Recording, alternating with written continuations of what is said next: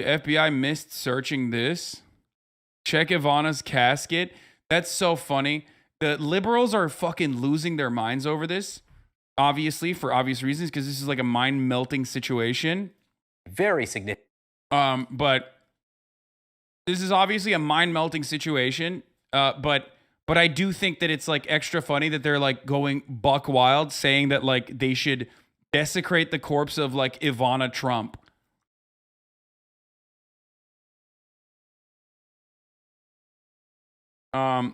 You know what? Let's go live. Fuck it. Let's see what the fuck CNN has to say live. You know what I mean? Because I do want to see what CNN is reporting live right now. And then I want to see what this man is the former president of the United States. Donald Trump may not think that there was any, but you can tell from what they did that there was a great deal of deference given to him because I gotta pee. I'll be back in a second. Who he was. Caroline Felici, we've talked about these three statutes, the criminal statutes, also the Presidential Records Act, any presidential records created during the term. I assume you two have a copy of this. What stands out to you? Yeah, this is just more confirmation that this goes far beyond a mere violation of the Presidential Records Act, which really is a toothless act in and of itself. It doesn't have an enforcement mechanism. These are heavy-hitting criminal statutes, espionage, obstruction of justice, as was noted. The maximum prison sentence for just one of these crimes is 20 years in prison. So this is a very big deal, and just more confirmation of what, we knew all along, which is that, Merrick Garland wouldn't have taken this, by all accounts, extraordinary step if it weren't absolutely necessary for the protection, of the country. Yeah. An update here. Sarah Murray obtained this from a source at the top, near the top of the hour. We now know that the judge has unsealed the document, and we'll be able to share more of it with you. Again, the judge has unsealed the warrant and the receipt for property after the search of the former president's home. Ellie Honig, you've got a new development here. A small point and a big point. Yes. So here's the small point. If people are looking at this and it's now available on the internet and wondering, why would the FBI be so general? Why would we just see box labeled A35? Why wouldn't they give us more detail? Because this is an on-the-spot document. It's the receipt that the FBI hands over to the person who's just been searched. And we have confirmation of that because we see that it was signed the way you would sign an invoice by Christina Bobb, the lawyer for Donald Trump, 6:19 p.m. on August 8th, the day of the search. That's before we even knew about the search. So that's the nature of these documents. Nobody should conclude the FBI or DOJ was trying to hide something. These are on-the-spot receipts. That's an important point because if you are there and you are just kind of writing down, and I've been in places, I remember I was at the San Bernardino shooter's home, and they took some items and left the receipt on the table. And it was very handwritten, general of what was there. This is what is produced on site before they pack up and go. Exactly. And when you're talking about documents, you can't possibly delineate all the documents. If you seize tangible items in a drug case, guns, you say however many kilos, however many guns. That's easy. But in a document case like this, really the best you can do is box of documents. So nobody's trying to hide the ball here.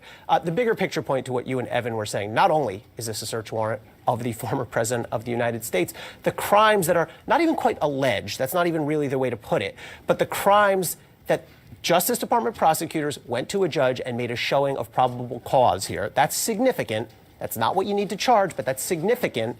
Espionage, destruction of documents, and obstruction of justice. I mean, if you do step back, that is a remarkable moment. Is Ambassador Norm Eisen with us as well, ethics czar in the Obama administration? Is the case that they have to prove as simple as these documents were classified, they were at Mar-a-Lago, there is the violation? How far or how difficult is it to prove that the former president is guilty of these statutes? Well, 3 points, Victor. Technically, each of these three crimes, as to which probable cause has been found by a court, has a set of elements. And technically, yes, it's as simple as that. But it's never really as simple as that when you're going against a former president. They're going to have to show serious offenses. And that's why the volume of what we have here, these approximately 20 boxes, these 11 sets, the top secret SCI, our nation's most sensitive information that is the most dangerous for our national security, and the pattern that we've heard about of the Justice Department trying to get them. Chat, I know Salman Rushdie got fucking stabbed, okay? I know. We're going to cover it. Shut the fuck up. On that 1519, I feel like there's some potential more, important things that are happening. Not that that's unimportant, but of documents potentially. So it may not just be the case that we have. We know there's been reporting about a potential informant. This may not just be a case about what they got, which is bad enough. A potential knife strike against the heart of our national. Salty, you didn't get to claim the fatwa? Yeah, I'm so mad. First of all, I'm fucking Sunni, motherfucker. What do you mean? Burger. So this pattern of charges, we laid out an in-depth analysis this week at Just Security of what the crimes, as to which probable cause I'm not only Shia. have been found. Important to remember what they might be. Very important details that are emerging as we speak. Let's go back now to Sarah Murray. Item one, as I mentioned before, this executive grant of clemency for Roger Stone. I understand Roger Stone now has something he wants to share. Yeah, first item listed there, a spokesperson for Roger Stone is saying this. Mr. Stone has no knowledge as to the facts surrounding his clemency documents appearing on the inventory of items seized from former President Trump's home at Mar-a-Lago.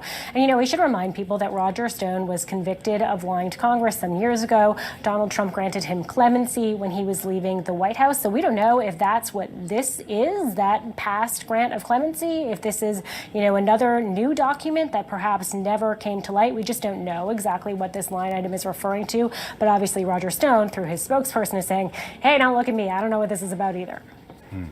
Carolyn Polisi, we just heard from Ambassador Eisen. This 1519 speaks to the potential destruction of documents. If that is what is alleged, would we find that in the affidavit and necessarily not here, if that's specifically why that's relevant?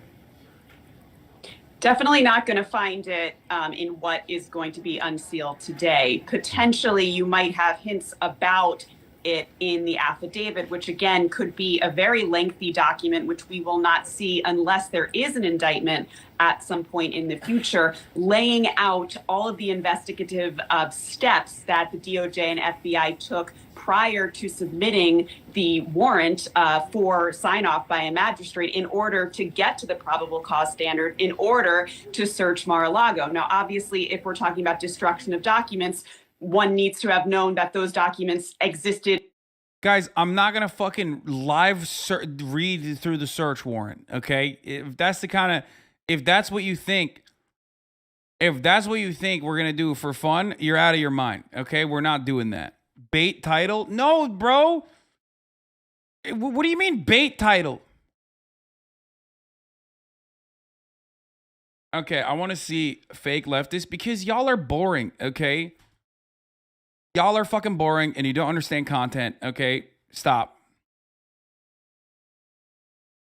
We're going to do the Ohio man who attacked the FBI building in a second. Let's see. Significant reporting by the Washington Post. This is what it says, quote, classified documents relating to nuclear weapons were among the items FBI agents sought in a search of former President Trump's Florida residence on Monday. That's according to people familiar with the investigation. Now, this could elevate the concern over these documents in an enormous way. Joining us now is Washington Post intelligence and national security reporter Shane Harris. He's part of the team that broke this story. Shane, thank you so much for being with us. Just explain more what you and your team found here. Well, what we understand is that among these classified documents that the FBI was searching for is documents related to nuclear weapons. Now, we're very clear in the story. We do not know whether that relates to U.S. nuclear weapons, the U.S. nuclear weapons arsenal or research, or information about the nuclear weapons of other countries. But what we do understand is that this information, which would in any instance be among the most tightly guarded secrets in the U.S. government, appears to have caused sufficient concern that it helped motivate this extraordinary search at the former president's. Now, this is still speculation, which is why I said Trump stole nuke details, question mark. This part has not been covered yet because obviously top secret details within those documents, regardless of the warrant being released, is not going to be mentioned. They just have classified it as top secret details. Here are the seized documents. You can see them right here. Okay. Here's the receipt of the property that they retrieved from the house, Mar-a-Lago, Trump's house, also known as the White House of the South. Okay. One of the funniest parts is the executive grant of clemency regarding Roger Jason Stone Jr. But like, you're not going to know exactly what's in it, which is why this part is still speculation. It's home. And I think what this underscores is the degree to which law enforcement officials and others in the government were deeply concerned about the sensitive nature of the information that Donald Trump had at his personal residence. And we should also emphasize there is no plausible reason that experts can point to why a former president would need to have classified information of that significance at his home. Yeah, it should be tightly guarded. But what you and your team reporting this out, Shane, reveal is also it wasn't tightly guarded at the White House either. That's right. We've talked to former officials who served at senior levels in the intelligence community in the Trump administration, who said that it was routine that highly classified information was passed around and handled by people who did not have a need to possess it or to read it.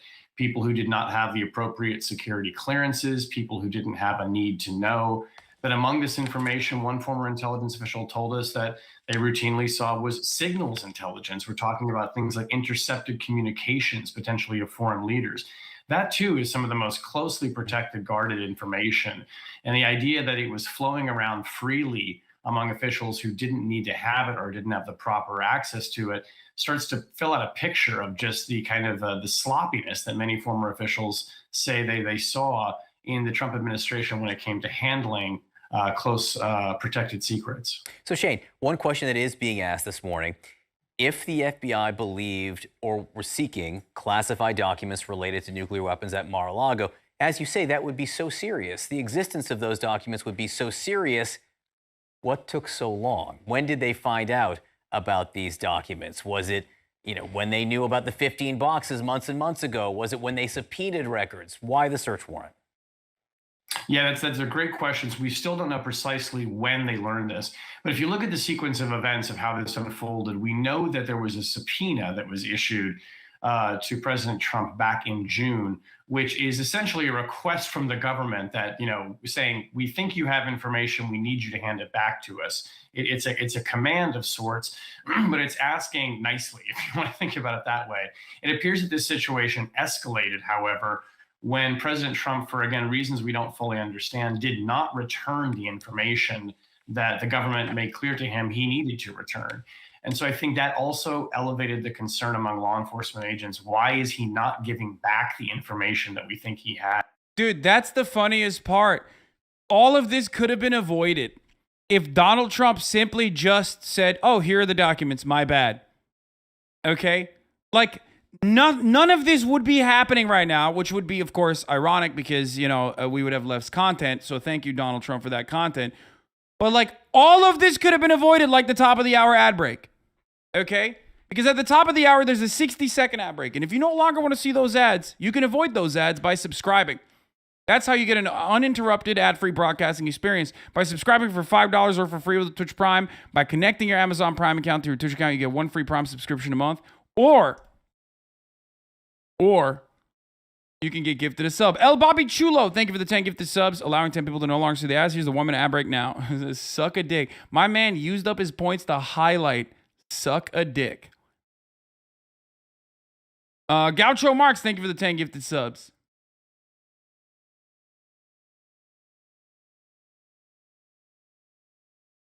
Joe Biden's bike pedal, thank you for the 5 gifted subs.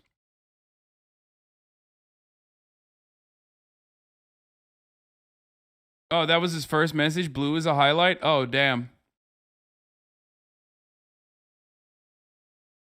Spider from Mars, thank you for the 5 of the subs. Anyway, let's continue. That we're telling him he needs Official to get back Magnus, to thank you us. for the 5 of the subs. That in any event would cause significant concern if someone who had classified information in their possession was refusing to hand it back. When it's Thank you for the former 5 of the subs. president, the political and the legal implications of that, we're seeing them play out right now, and we can see how Chat, I know what the age demographics look like in here. You are not allowed to be behaving like this right now. The way you're behaving right now, all of you writing suck a dick in the chat, highlighting it. I know all you motherfuckers are white weebs that are over the age of 30. You do not get to behave like little fucking Zoomers in here, okay? You are all 30 plus white male weebs, okay? It is wild that you are behaving this way. It is wild that you are behaving this way when I know your fucking age group, okay? extraordinarily that would complicate the situation. Shane Harris, thank you so much for joining us this morning. Significant reporting that reframes, I think, how a lot of people are looking at the events over the last week. Thank you. Joining us now is former federal prosecutor Daniel Goldman. He is now running for Congress in New York. Deputy editor of The City, Alyssa Katz. CNN presidential historian Tim Naftali. And CNN senior national correspondent Sarah Seidner. Look, oh my God, my man's ears, bro. He got the Marco Rubio's on him, dude. He got the fucking Marco Rubio ears on him. God damn. Much has happened in the last 24 hours. It's where to start, right? There's just a bounty of new information. But let's start with what we are expecting to learn. Maybe at 3 p.m., which is going to be the search warrant and the receipt, perhaps, about what was taken from Mar-a-Lago. Are you expecting that we will indeed learn that? I have my serious doubts. As you will recall, Donald Trump said throughout the Mueller investigation, oh, I have no problem talking to them. I'm happy to talk to them. And then it became, oh, no, my lawyers told me I can't. So the fact that he has said release the documents means very little to me at this point. Let's see at 3 p.m. when their deadline is whether or not they are actually going to agree. But the Attorney General has put him in a real pickle here because either he releases the documents and we learn what statutes they are investigating, and we learn broadly, categorically, what they took. Now, some of that will be redacted because it's probably classified information, but we will certainly learn the statutes, and that will tell a lot about what they are investigating. I'm very eager to see that. If they decide to oppose this motion to unseal, then clearly they're trying to hide something. And it completely undermines his argument that this is just. Well, this part already happened, right? Like, so we already know we're in the future now. But there is good stuff to look at with respect to the reason why I wanted to look at that coverage was because the Washington Post reporter actually had further information, whereas now they're just like speculating on the things that already came out, right?